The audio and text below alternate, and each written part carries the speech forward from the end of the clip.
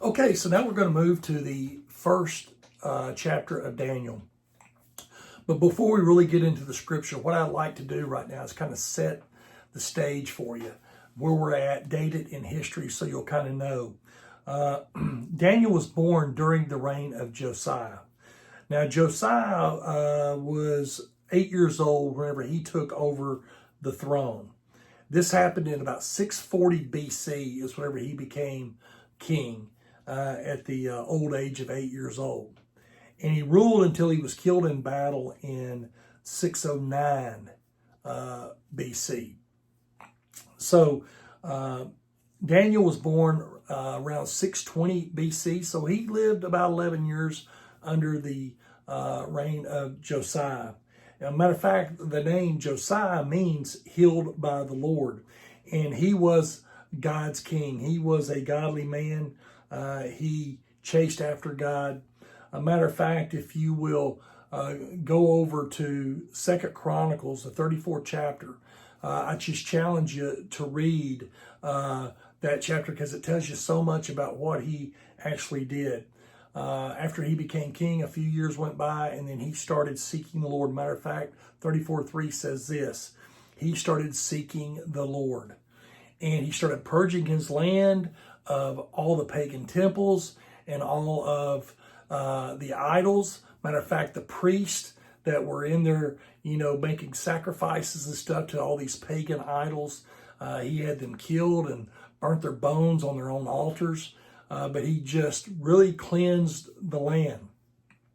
When they went into the temple at that time and started cleaning it up, they actually found a copy of the Torah, the first 5 books of the Bible. And actually it says that when they found it and they brought it to him, when he started reading it, that he tore his tunic and he just wailed and he put ash on himself. It was just screaming out to God. And then he called just a major assembly and he read all 5 books to the people. Could you imagine a church service going that long? How many people could endure that? And the people just stayed to listen. And then he decided they would follow everything that was being read in the Bible. That's how Josiah lived. And so during those 31 years or so that he reigned, it was a very, very productive time for the Jewish nation, and they were returning back to God. And so whenever he died in battle, one of his sons, Joahaz, became the ruler. And he was 23 years old whenever he took over. But the funny thing is he only ruled for 3 months. And then he was captured, I believe by the Egyptians, by Pharaoh Necho II. Captured him, sent him back to Egypt. And then Necho made another one of Josiah's sons king, Elohim. And Elohim, he changed his name to Jehoiakim. And so that's where we pick up when we go to this book of Daniel, the first chapter. So that's where we're at, okay? So now we will read this first verse in Daniel. It says this: in the 3rd year of the reign of Jehoiakim, king of Judah, Nebuchadnezzar, king of Babylon, came to Jerusalem and besieged it. So Nebuchadnezzar, came from Babylon, traveled to Jerusalem and besieged it, encircled it, and set up pretty much to starve them out. And so then what I want you to look at is this: is that there are several Jewish literatures and writers that describes Jehoiakim as a godless tyrant. And so Nebuchadnezzar was used by God to bring down wrath for Jehoiakim's ungodliness. And so this is God's judgment being poured out on these people. But the cool thing about it is that God had made promises. He always leaves a remnant. And so we're going to be talking about that remnant here in the weeks to come. But so with Jehoiakim, we see that Nebuchadnezzar came and besieged it. And then let's look at verse 2, because this is very interesting. There's a lot here. It says, and the Lord gave Jehoiakim, king of Judah, into his hand, meaning Nebuchadnezzar's hand, with some of the articles of the house of God, which he carried into the land of Shinar, to the house of his God, and he brought the articles into the treasure house of his God. Okay, so let's go back and kind of dissect verse 2 here just a little bit. Right off the bat, we see the Lord gave Jehoiakim. So the Lord gave Jehoiakim over to Nebuchadnezzar. It wasn't Nebuchadnezzar, even though he believed, that it was all about him and how good he was. But in actuality, we see right here that God used this very brutal king as his hand of wrath for what Jehoiakim had allowed Jerusalem to become. And so Shinar, and I've actually got a slide for you there to look at. Shinar is that whole area over there around Babylon. And so, one of the funny things, a lot of the critics have argued that the kings did not take spoils that you see here in verse 2. However, once again, archaeology has proven that wrong, because there was some stuff found that actually talked about how that a lot of the articles came and was put into the temple of Nebuchadnezzar. It said that God gave him into his hand with some of the articles of the house of God. So that would have been, probably some of the gold goblets, maybe even the tables, the show tables, things of that nature.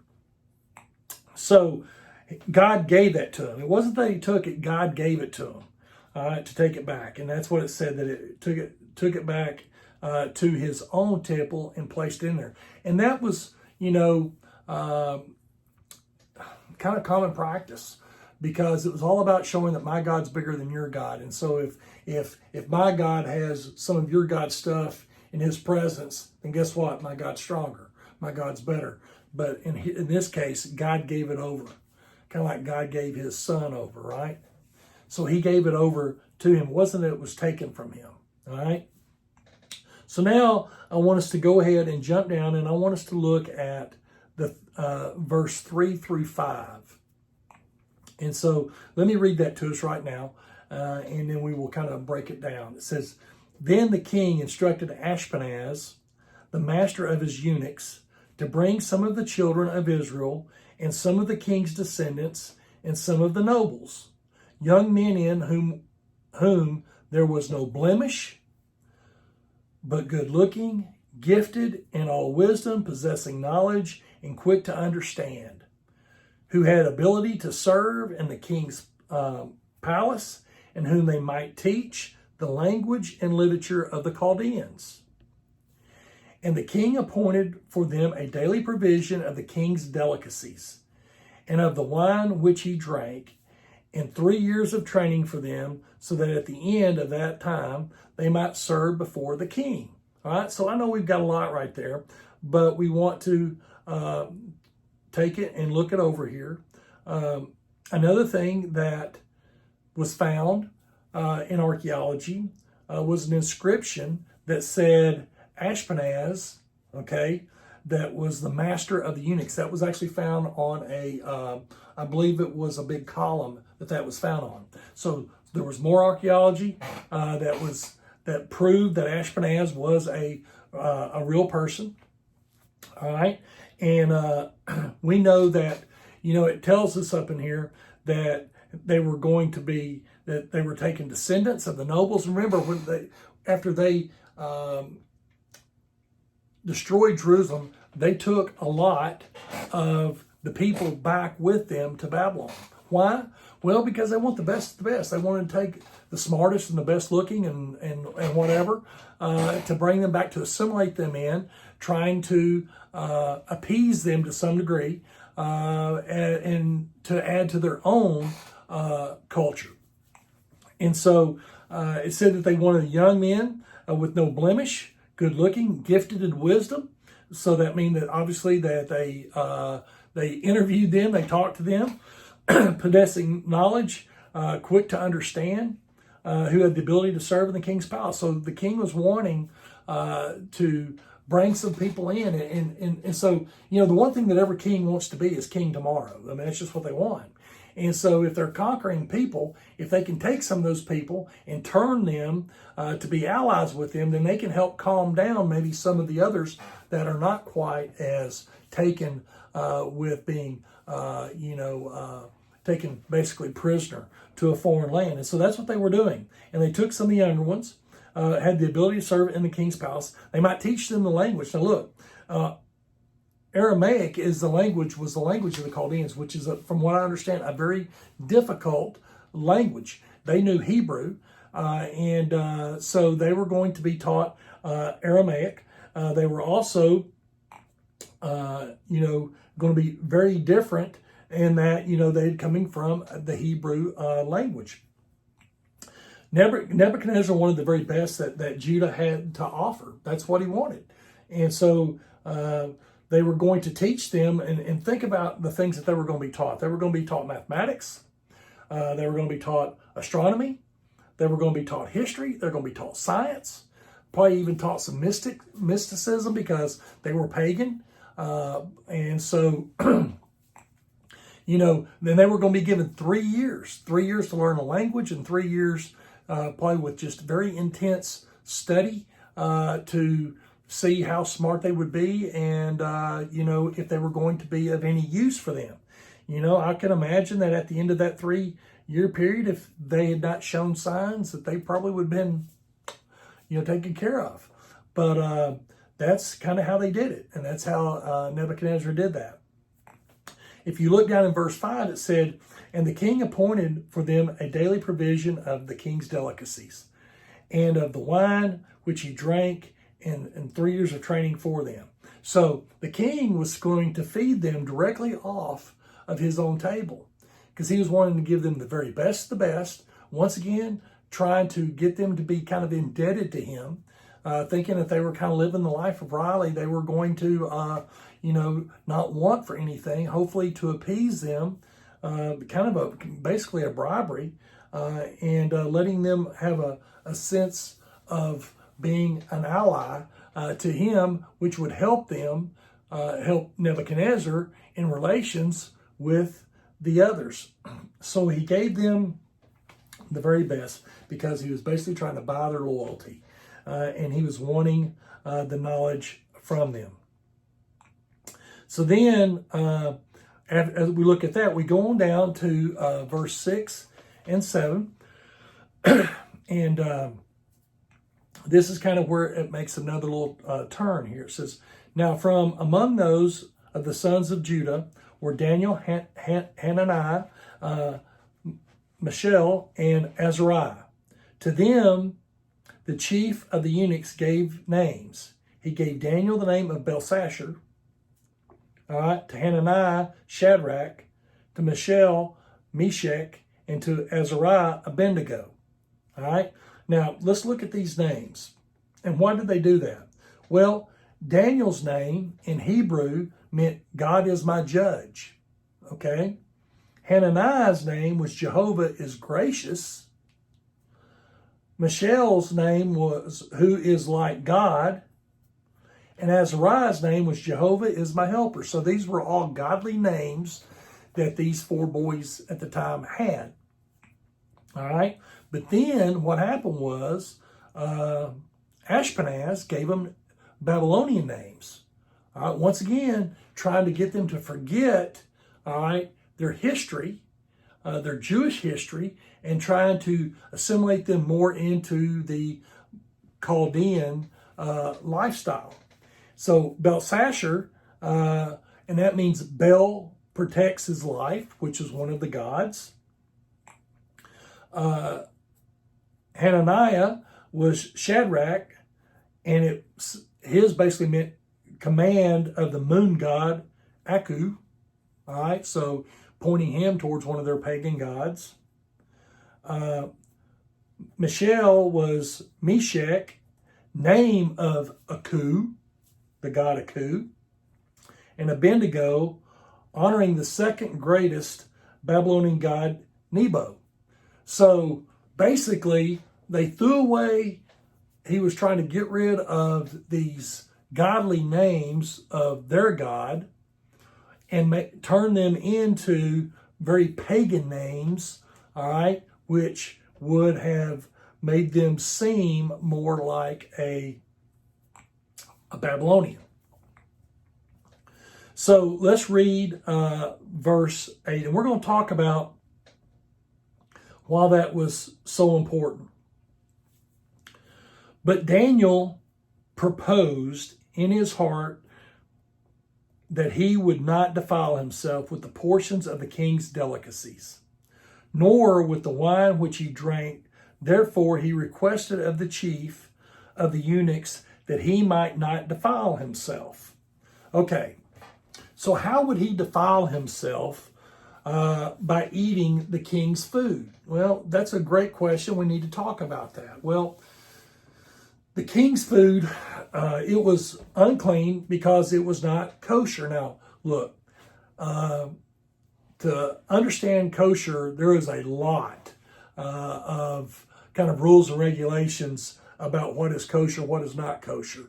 And I don't want to get caught up in all that. But I think one of the things that you need to understand about being kosher is that it is prepared in accordance with Jewish dietary laws. And there's a good many of those, pretty complex. But I think the thing that you can really kind of grab a hold of, and I think that you could, we can make sense of very easily with this, is that the wine and the meat, before it would have been served to the king, it would have been offered up to their many gods. It had been taken to the temples. They would have offered them up as an offering to their gods, and before they would have went and presented it to the king. So it would have been defiled food anyhow from the king's table, and so that in itself would have kept them away from wanting to partake of that food. So the question is, why do they have a problem with eating the food but not with their name change? I thought that was a pretty interesting thought. I was one of the people I was reading brought that up, and it's very simple. Even though I think it was very easy, I know I overlooked it for sure. That there's no prohibition against a name change in the Bible. Nowhere. There's no prohibition, but there is about unclean food at that time, and so it was very important for them to, or for Daniel especially, not to defile himself because he had been brought up, and that's the one thing that we have to agree upon with Daniel, is that obviously he had some very godly parents that had taught him the ways of the Jewish tradition, because he knew this. He was a young boy at this time, and he knew enough about it to stand true to that. Name change, no big deal. May not liked it, probably didn't like it, okay? But he's probably thinking, well, you can call me anything you want to. I know who I am. But I'm not going to defile my body by taking in food that is being offered up to pagan gods, idols, or not prepared the way it should.